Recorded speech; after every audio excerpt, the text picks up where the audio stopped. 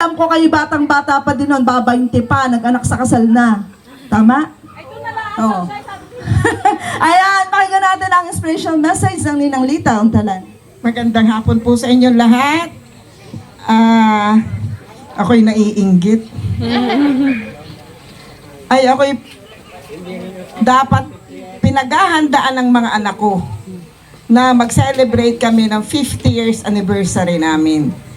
Ay 3 taon ay lumantak ng layas. Ano kang gagawin? Aba, iniwanan na ako eh. Ay kaya nga nakakaingit kayo. Ako masaya. Tandang-tanda ako nung ako'y mag-anak sa inyo. Ako'y 20 anyos. Madali din akong lumande. Uso ho yata noon. Ako'y masaya sa naabot ninyo.